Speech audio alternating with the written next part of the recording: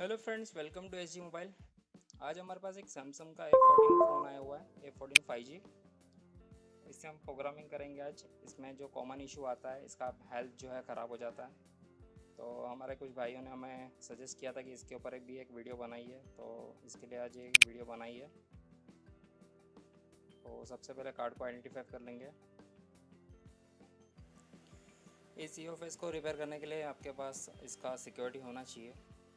अगर security read नहीं हो रहा है तो इस वीडियो में आप फॉलो कीजिए। आपको सिक्योरिटी कैसे रीड करना है वो भी बता देंगे मैनुअल तरीके से।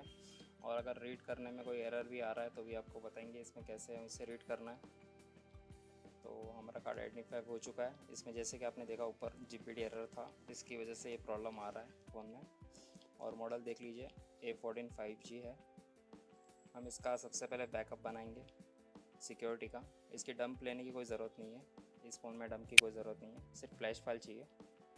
हम एक बैकअप बनाएंगे सिक्योरिटी का। ऑलरेडी मैंने एक बैकअप लिया हुआ है, बट हम और एक बैकअप ले लेंगे आपको बताने के लिए खास। दूसरे ड्राइव में एक बैकअप बना लेते हैं। मैनुअल बैकअप लेना बहुत ज़रूरी है।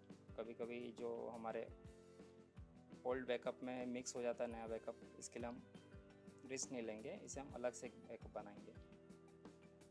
A14 का फोल्डर बना लेंगे, इसमें हम हमारा सिक्योरिटी बैकअप ले लेंगे। कुछ फ़ोन्स में ये रीड नहीं होता है, तो इसके लिए आपको OEM अनलॉक करने के बाद इसे रीड करना है।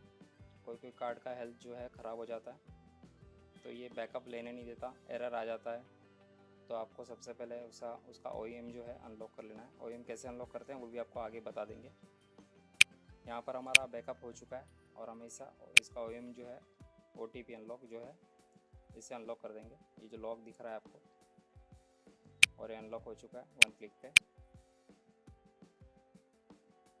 अगर मान लीजिए आपका फिर भी रीड करने में कोई एरर आ रहा है तो आप एक बार स्लो रीड एंड राइट पे सिलेक्ट कर लेना है, और फिर उसे मैनुअली सिलेक्ट एक एक जो फाइल है उसका सिक्योरिटी उसे सिलेक्ट कर करके रीड करना है। सारा फाइल एक बार में बैकअप ना लीजिए, क्योंकि अगर बैकअप नहीं होगा तो ये प्रोसेस आप फॉलो नहीं कर पाएंगे और ये फिक्स नहीं कर पाएंगे इसे। कभी कभार जो आइडेंटिफाई करते हैं तो भी हमें एरर आती है, तो इसके लिए भी एक सेटिंग में जो आपको कुछ है आपको दिखा देंगे कि आपको क्या करना है। जैसे इस तरीके से कुछ एरर आ जाता है तो उसे फिक्स करने के लिए सेटिंग में आपको ये रीड इंट्रोड इन्फो और ये जो तीन ऑप्शन है इसे अनटिक कर देना है, तो आपको कोई भी एरर नहीं आएंगी। ज़्यादातर ये सब कार्ड ख़राब होते हैं, इसके लिए फुल आइडेंटिफाई होता नहीं है और कोई ना कोई एरर आती रहती है हमें। तो ये जो हमने अनटिक किया उसकी वजह से देखिए अब फुल इन्फो आ जाएगा। सिर्फ एंड्रॉयड का इन्फॉर्मेशन नहीं दिखाई देगा, बाकी कार्ड जो है फुल इन्फॉर्मेशन दे देगा। और सबसे पहले हम इसका जो प्रोविज़न फाइल है हम उसकी तरफ चलते हैं, क्योंकि हमें प्रोविज़न फाइल की बहुत ज़रूरत पड़ने वाली है। अगर इस तरीके से आपने सेव करके रखा है प्रोविज़न तो अच्छी बात है। अगर आपके पास प्रोविज़न नहीं है, जैसे आप इस कार्ड को आइडेंटिफाई करते हैं वो ऑटोमेटिक एक प्रोविज़न फाइल जनरेट कर देता है बैकअप के अंदर। जैसे हम सैमसंग का कार्ड है तो सैमसंग में जाएंगे और ये इसका B518 जो है इसे ओपन करेंगे। इसमें मैंने ओल्ड भी एक कार्ड आइडेंटिफाई किया था, तो ये मिक्स हो चुका है, तो हम इसे डिलीट कर देंगे ताकि हमारा जो प्रोविज़न फाइल है हमें प्रॉपर मिले।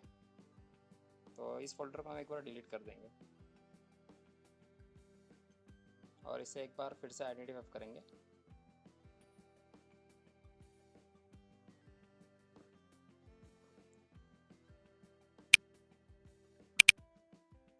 जितनी बार आप इसे आइडेंटिफाई करेंगे ये अपना जो प्रोविज़न फाइल है वगैरह है या सिक्योरिटी रीड करना ये सब इसमें बैकअप आ जाता है। तो ये फ़ोल्डर भी आपको सेव करके रखना है, बहुत काम का फ़ोल्डर है। तो यहाँ पर फोल्डर फिर से क्रिएट हो चुका है और इसमें जो हमारा प्रोविज़न फाइल है यहाँ पर आ जाएगा।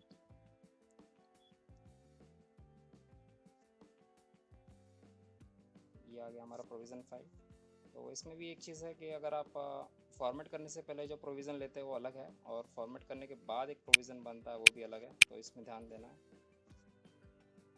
सबसे पहले हम इसे कार्ड को फॉर्मेट कर देंगे, फैक्ट्री फॉर्मेट करेंगे, इसके पूरे पार्टीशन उड़ा देंगे। यहाँ पर हमें राइट का बटन सिलेक्ट करना है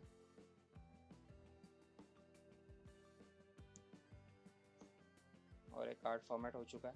अब जो इसमें लून्स जो थी, अब सिंगल लून रहेगी, लून 0। इसे एक बार आइडेंटिफाई कर लेंगे। सारे पार्टीशन इसमें इरेज हो चुके हैं, सिर्फ एक ही पार्टीशन बचेगा लून 0 का।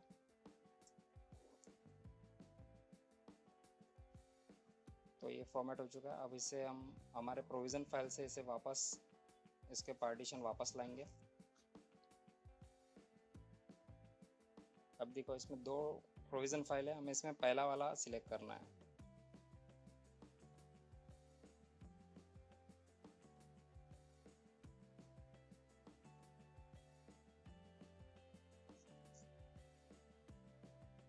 टाइमिंग देख लेना जो आपका पहला वाला, जैसे हमने 12:35 वाला सिलेक्ट किया है, जिसमें 5 पार्टीशन दिख रहे हैं जो, और इसे हम राइट कर देंगे।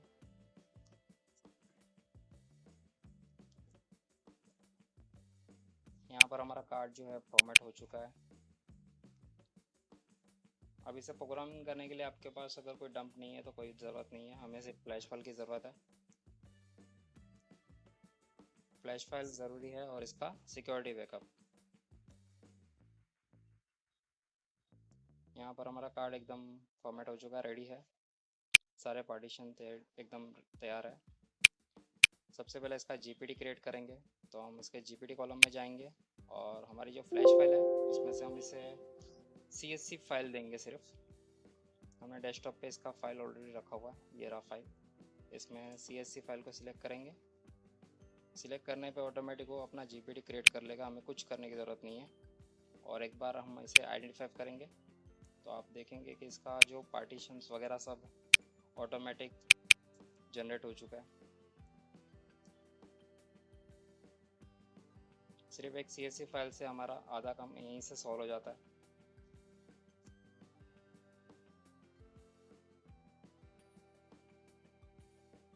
और ये सारे पार्टीशन आ चुके हैं। हमारा जीपीडी एरर भी चला गया क्योंकि हमने जीपीडी रिपेयर कर दिया। अब हमारा जो सिक्योरिटी हमने लिया है हम वो राइट करेंगे। लून 0 में राइट करना है, वो लोकेशन दे देंगे जो हमने जी ड्राइव में सेव किया था। यहाँ पर रो 0 सिलेक्ट करेंगे और यस कर देंगे। 10 फाइल हैं, ये ऑटोमेटिक राइट हो जाएंगे।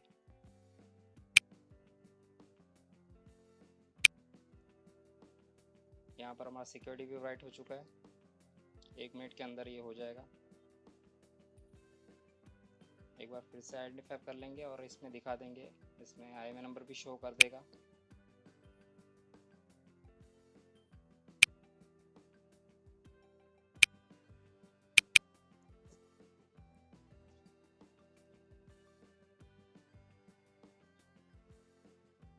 एक बार आइडेंटिफाई करके आप चेक कर लीजिए, क्योंकि इसमें आपकी सिक्योरिटी राइट हुई नहीं हुई इसमें पता चल जाएगा। डायरेक्ट आगे ना बढ़ें, इसमें कोई भी सेटअप आप स्किप मत करना।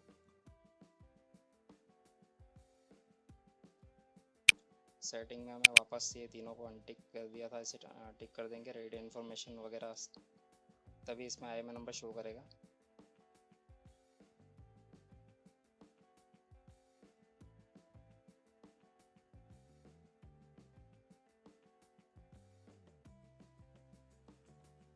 तो यहाँ पर देखिए हमारा सिक्योरिटी बैकअप लेना शुरू कर दिया, मतलब इसके अंदर सिक्योरिटी आ चुकी है और एंड में आपको पता भी चल जाएगा कि सिक्योरिटी है या नहीं है अंदर। तो यहाँ पर हमारा IMEI नंबर भी शो कर दिया है, मतलब हमारा सिक्योरिटी राइट हो चुका है। अब इस कार्ड को आगे प्रोसेस करेंगे। लून 0 में जाके फिर से हम इसे CSC देंगे। 3 फाइल सिलेक्ट करेंगे, CSC, CP और BL। ये तीनों फाइल हम इसे देंगे क्योंकि हम इसे डाउनलोड मोड पे डालना चाहते हैं। देखो 3 फाइल हमने सिलेक्ट किए और इसे राइट कर देंगे। ये भी 1 मिनट के अंदर प्रोसेस हो जाएगा, तीनों फाइल। ये तीनों फाइल फ्लैश करना, मतलब प्रोग्राम करने के बाद हमारा फ़ोन जो है डाउनलोड मोड पे चले जाएगा। उसे हम नॉर्मली फिर ऑडिन से या किसी अदर टूल से भी फ्लैश करेंगे, हमारा काम हो जाएगा। प्रोसेस इतना ही है, बट इसमें कोई भी एक भी जो स्टेप है आप उसके मिस मत कीजिए।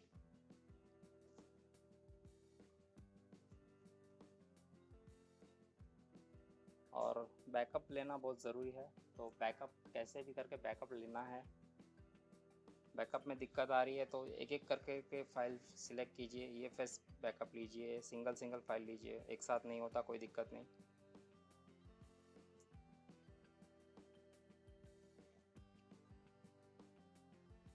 सैमसंग के फ़ोन्स जो है एक्जीनोस वगैरह इसी तरीके से मतलब हम प्रोग्राम करते हैं, कोई डम की ज़रूरत नहीं पड़ती, सिर्फ फ्लैश फाइल और सिक्योरिटी का काम है। अगर आपको और कोई क्वेरी हो तो आप कमेंट कर सकते हैं हमें। कोई अदर मॉडल का वीडियो चाहिए तो आप उसके लिए भी कमेंट कर सकते हैं।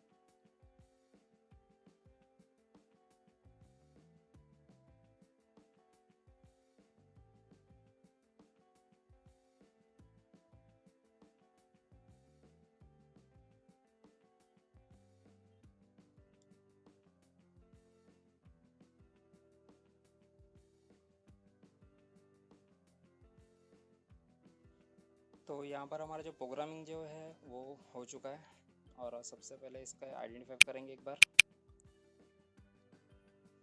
और अगर आपको FRP अगर इरेज करना तो कर सकते हैं, बट अगर आप नई फ्लैश फाइल से फ्लैश करेंगे तो FRP वैसे भी चला जाएगा।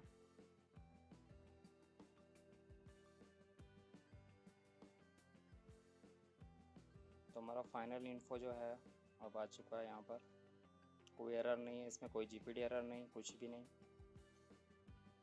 अब ये फ़ोन जैसे भी ये कार्ड हम फ़ोन में कनेक्ट करेंगे, हमारा फ़ोन डाउनलोड होने जाएगा। हमें फ्लैश करना है, यहाँ से हम FRP भी एक बार इरेज कर देते हैं अगर खोला है तो। फिर यहाँ पर हमारा प्रोग्रामिंग का वीडियो कंप्लीट होता है। वो वीडियो में बने रहने के लिए धन्यवाद।